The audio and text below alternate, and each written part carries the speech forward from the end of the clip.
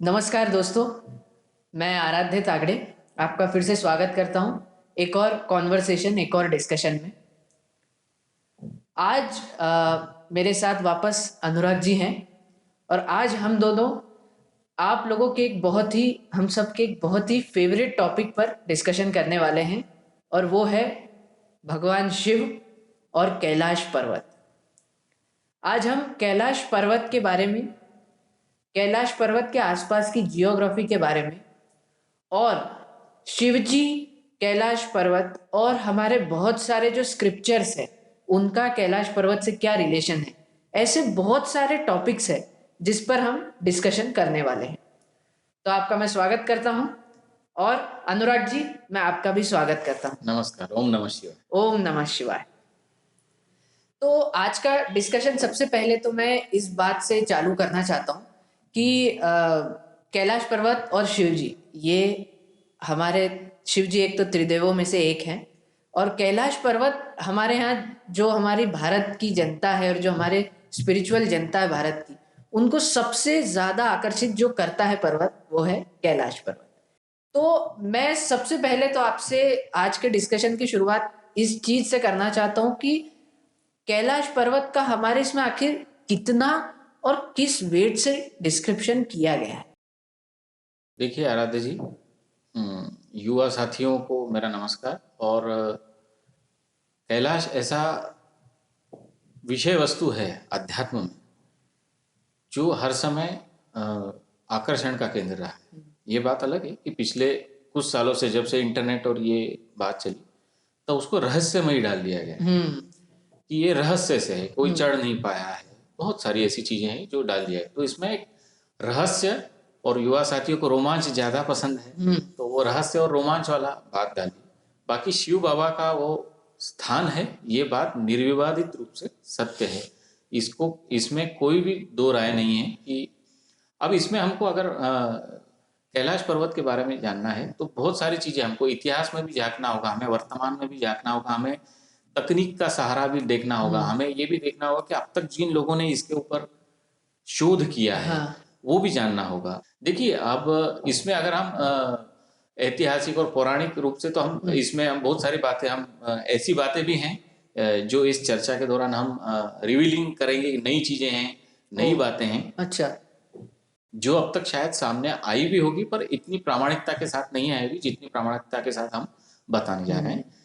पर अगर पिछले 100-150 साल से अगर हम बात करें तो माउंट कैलाश जो है इसके ऊपर बहुत ज़्यादा रिसर्च भी हुए हैं, पहले भी रिसर्च होते रहे हैं। और कैलाश को हम स्वर्ग और धरती के बीच का कनेक्शन पॉइंट भी बोलते हैं।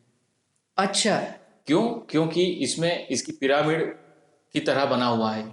अब इसमें बहुत सारी चीज़ें हैं जो मैं आपको धीरे धीरे करके बताऊंगा कि जैसे हमारी चर्चा आगे बढ़ती जाएगी वैसी चीजें बताऊंगा कि पिरामिड के आकार का है कैलाश। और जिसको बोला जाता है कि भाई जब इसके ऊपर सूर्य की किरणें पड़ती तो पूरा सुनहरा और बहुत सुंदर दिखता है। और यहाँ पे अध्यात्म के जो पिपासु है वो जाके वहाँ पे ध्यान साधना भी करते हैं। और इसका इतिहास देखा जाए तो लोग कहते हैं कि इसके ऊपर चढ़ना मुश्किल है और निश्चित रूप से चढ़ना मुश्किल। अब इसका साइंटिफिक एक जो पक्ष है वो ये है कि भाई माउंट एवरेस्ट से तो ये 2000 फीट का यानी जो ये है इसकी जो ऊंचाई है 2000 के लगभग नीचे है, तो कम है उससे। तो फिर क्या समस्या है? भाई माउंट एवरेस्ट पे चढ़ा जा सकता तो इस पे क्यों नहीं चढ़ा जा सकता? अब इसमें एक जो साइंटिफिकली अगर मैं बोला जाऊँ, इसमें हम धर्म और बाकी सब चीजों को अलग रखते, प्योर साइंस की तरह से रखते, तो माउंट एवरेस्ट का जो एंगल है चढ़ने का या हम जब चढ़ते हैं तो जो एंगल है वो 40 डिग्री के आसपास आता है जो कि चढ़ा जा सकता है व्यक्ति के द्वारा। पर जब कैलाश की बात आती है तो मोर देन 65 है, 65 के ऊपर है ना इंक्लिनेशन। आप अगर इस जगह चढ़ने जाए तो जो चढ़ने के लिए जितना एक जरूरी है हमें एंटी ग्रेविटेशनल ये तो 40 से 45 तक मनुष्य हम सहन कर लेंगे कि भाई खड़ी चढ़ाई है तो भी 40 से 45 डिग्री तक का हम जा सकते हैं। पर कैलाश की जो बनावट है वो 65 के लगभग 65। तो वो चढ़ना वैसे लॉजिकल नहीं है किसी भी मनुष्य के लिए कि आप एकदम खड़ी चढ़ाई ऐसे आप नहीं चढ़ सकते। तो एक ये भी कारण है कि उसके ऊपर लोग चढ़ नहीं पाए। अब ऐसा भी नहीं है कि चढ़ नहीं पाए। अब यहाँ मैं हिस्ट्री लेके आता हूँ। चढ़े हैं ऐसा नहीं, 2 एक्सपीडिशन गए हैं उसके ऊपर, और उन दोनों के अनुभव भी बहुत ही बिरले हैं। इसमें से एक एक्सपीडिशन जो गया था ऊपर, वो बिल्कुल कैलाश पर्वत पे ऊपर पहुंचने ही वाला था, टॉप पे और वहां पहुंचने वाले थे। और उन्हें ये महसूस हुआ, उनके जो अनुभव है, जो मटेरियल सब दूर अवेलेबल है, ऐसा नहीं कि मैं ही कह रहा हूँ, कि उसमें उन्होंने ये कहा है कि नहीं, हमें ऐसा लगा कि कैलाश जो है पर्वत हमसे कुछ कहना चाह रहे हैं कि यहाँ से या तो चले जाइए या तो कुछ आपके साथ अनहोनी हो सकती है। कहा यह जाता है, और ये बात सत्य भी है, कि अगर आप वहां जाते हैं, ऊपर चढ़ते हैं, तो आपकी जो पंचेंद्रियां हैं, इंद्रियां, वो काम करना बंद कर देती है या विचित्र तरीके से काम करती है। इसको आप थोड़ा इलैबोरेट कर सकते हैं? जैसे अगर आप दिमाग में कुछ आंखें आपकी कुछ और देख रही, तो उसका आप, जैसे अगर मैं आपको देख रहा हूँ, मेरे सामने आराध्य तागड़े बैठे हैं, मैं आराध्य तागड़े को देख रहा हूँ, तो मेरी आंखें क्या बता रही है कि आराध्य तागड़े मेरे सामने बैठे हैं, मेरा दिमाग भी उसी हिसाब से उसको ये करके और मुझे बता रहा है कि सामने आराध्य तागड़े बैठे हैं। पर अब अगर अनुराग तागड़े कैलाश पर्वत पर चढ़ते हैं और वहां जाके अगर सामने देखते हैं तो उन्हें बर्फ दिखती है, पर जब वो उसको देखते हैं तो उनको और कुछ ही नजर आता है, और दिमाग में और भलती चीजें विचार आने लगते हैं, और बाकी दूसरी इंद्रियां भी उसके अकॉर्डिंग नहीं चलती। अच्छा। तो आपकी इंद्रियों पे प्रभाव पड़ता है उसका। तो वो जो सज्जन गए थे ऊपर, जो टीम को लेके गए थे, उन्हें ऐसा लगा कि नहीं, अब तो यहाँ से आगे जाना बहुत मुश्किल है, और उनकी इंद्रियों ने और सब ऐसा, उनकी तबीयत खराब होना चालू हो गई। और जैसे जैसे वो नीचे आते गए कि नहीं अब नहीं जाना, तो जैसे जैसे नीचे आते गए वो, तो नीचे आते गए तो उनकी तबीयत में सुधार हो गया। अच्छा। एक और उदाहरण है जिसमें वो चढ़ने के लिए गए थे, तो वहां पे एक लामा आए थे, तिब्बती लामा। उन्होंने बोला था नहीं चढ़े आप, इस पर चढ़ना आप मुश्किल है, और नहीं चढ़े तो ज्यादा अच्छा है। पर उन लोगों ने उनकी बात नहीं मानी, और वो चढ़ने गए, और चढ़ने गए तो सबकी तबीयत खराब हो गई, और आने के बाद उन 4-5 का क्या हुआ ये नहीं पता, कहाँ गए, किसी को कुछ पता नहीं। तो इस प्रकार के 2 उदाहरण जो सामने प्रमुखता से, जो सबके बीच में जिसको पता है, जिनको, ये 2 प्रमुख उदाहरण है कि जिसमें ये बताया जाए कि भाई माउंट कैलाश के ऊपर, यानी कैलाश पर्वत पे ऊपर चढ़ना बड़ा मुश्किल कार्य है। एक ये भी कहा जाता है कि कैलाश पर्वत के पास जाते हैं तो उम्र, टाइम जो है वो तेजी से चलने लगता है। तो कई लोगों का ये भी कहना है कि अगर कैलाश पर्वत के आसपास जाते हैं तो आपके नाखून और बाल जल्दी बढ़ने लगते हैं। अच्छा। इन कंपैरिजन टू हम जो यहाँ पे दूसरी जगह पे, अगर हम समतल जगह पे कहीं पे, वो उसके पास जाते हैं तो वो ये बदलने लगता है, एजिंग फास्ट हो जाती है। एक ये भी कहना है। कुछ लोगों का ये कहना है कि वहां से मैग्नेटिक रेज बहुत जबरदस्त निकलती रहती है, उसके कारण भी ये ओम का नाद या बाकी सब चीजें होती है। और बाकी रात के समय मानसरोवर झील में ऊपर से कोई रोशनी आ रही है, नहा के जा रही है, ये बात तो बहुत कॉमन है, लोगों ने बताई भी है। तो इस बारे में बहुत ज्यादा चर्चा करने का कोई मेरे ख्याल से तुक नहीं है।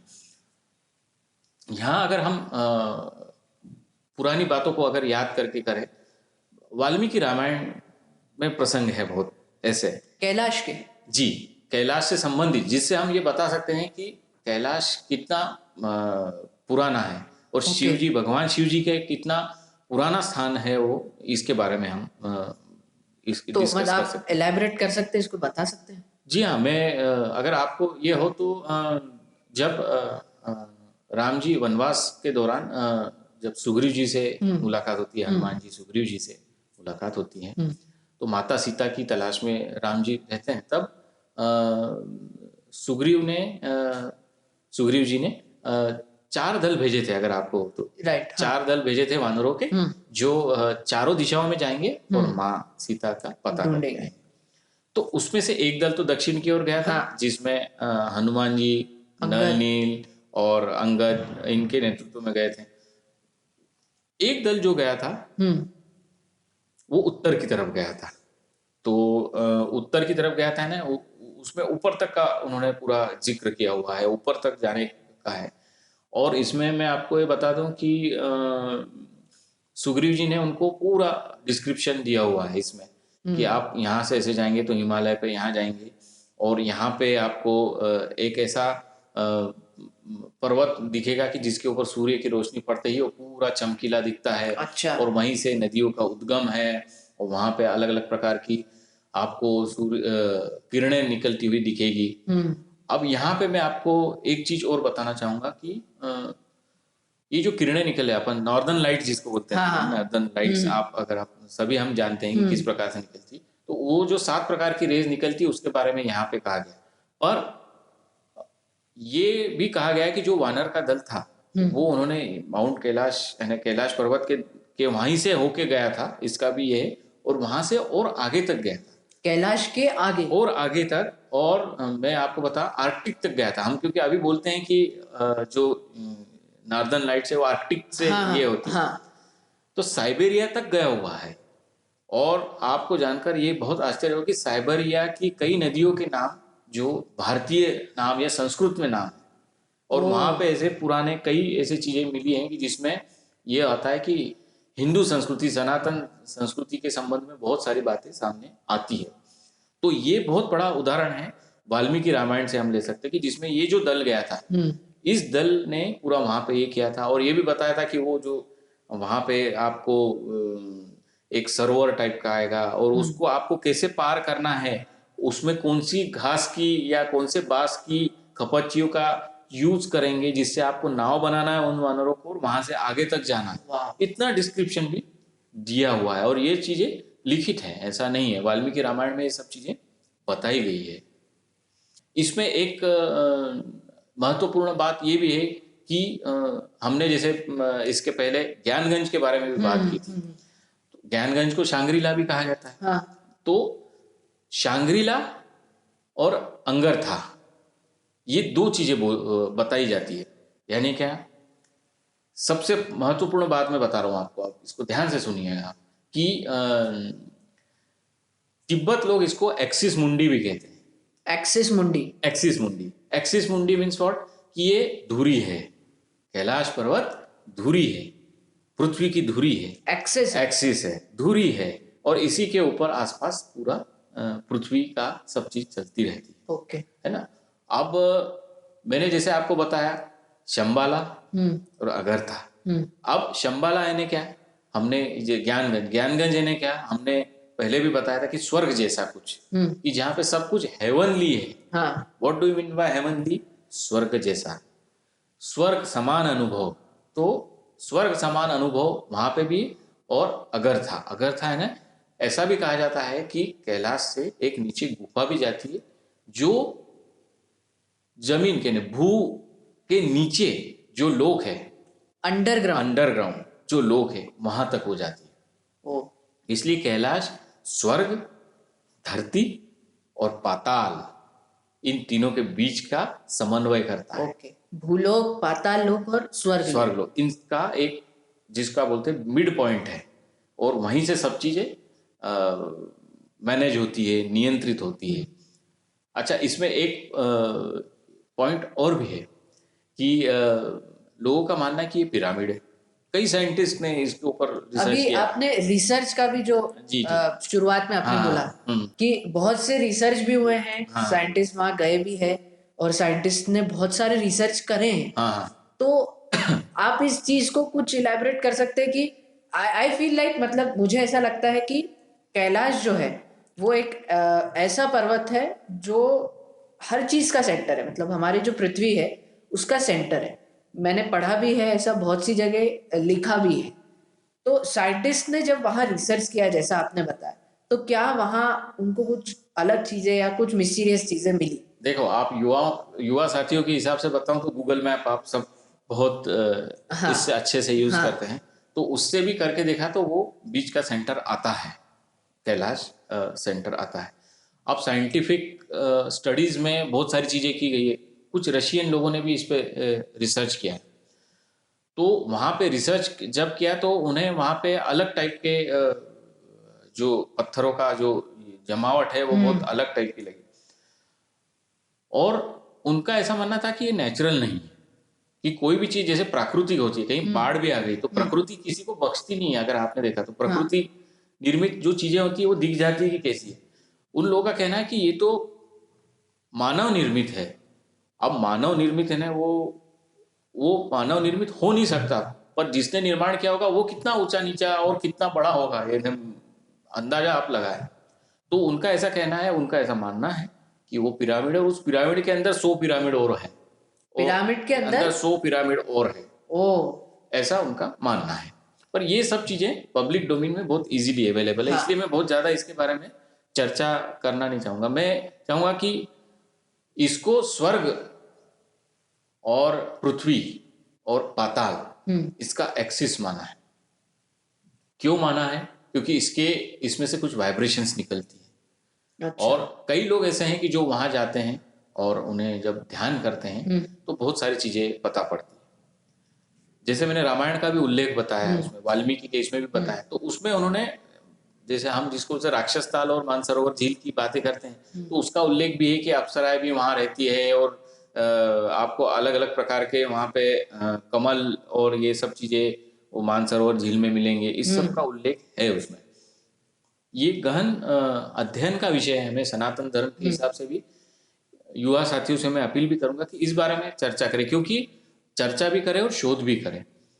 क्योंकि ये बात तो प्रूव है कि सर्बिया तक, साइबेरिया तक, सॉरी सर्बिया नहीं, साइबेरिया तक अंश मिले हैं। कई बार ऐसा भी कहा जाता है कि हनुमान जी की मूर्तियां और ये सब चीजें भी साइबेरिया में मिल चुकी है।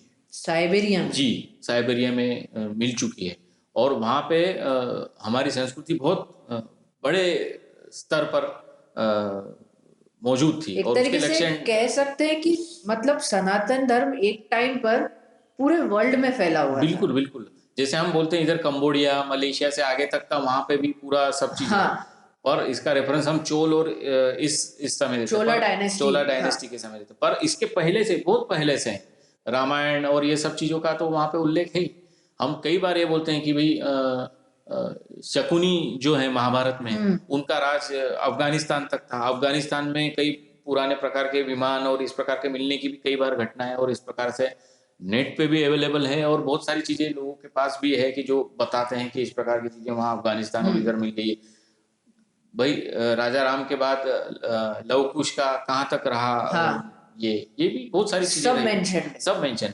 कैलाश के बारे में कुल मिलाकर मेरा ऐसा मानना है कि हमें हमारे जो स्क्रिप्चर्स हैं पुराने, जो वेदों में भी लिखा गया है, जो लिखा गया है उसे, और भारतीय वैज्ञानिक जाके वहां पे हमें शोध करना चाहिए। हाँ। क्योंकि हम जो अभी तक बातें करते हैं वो रूस, चीन और बाकी और दूसरे देशों के जो यूएस, इन लोगों के वैज्ञानिकों ने जो रिसर्च किया है, कई ऐसी चीजें भी हैं इंटरनेट पे जिसको देख के खौफ होती है कि वहां पे सुरंग में इन्होंने ये लगाया, ड्रोन से गए अंदर और ये किया। ये सब फालतू बकवास की बातें हैं। हमें वेदों के आधार पर हमारी जो संस्कृति है, जो सनातन धर्म है, उसको आधार बनाकर, और जो पुराने वाल्मीकि रामायण और जो दूसरे और वेदों में लिखा है उनको लेकर, पुराने जो पंडित हैं इनके जानकार, उनको साथ में लेके, और वैज्ञानिक आधार के ऊपर भारतीय वैज्ञानिकों द्वारा इसके ऊपर रिसर्च किया जाना चाहिए। मुझे ऐसा लगता है कि यहाँ से लेके सतोपन से लेके तो मानसरोवर तक और इधर पूरा तिब्बत तक, ये पूरा जो एरिया है जिसे हम देवभूमि कहते हैं, एक तरफ तो देवभूमि है, बाकी दूसरे राज्य भी हैं इससे जुड़े हुए हैं, देश भी जुड़े हुए हैं, नेपाल भी जुड़ा हुआ है, बाकी सब।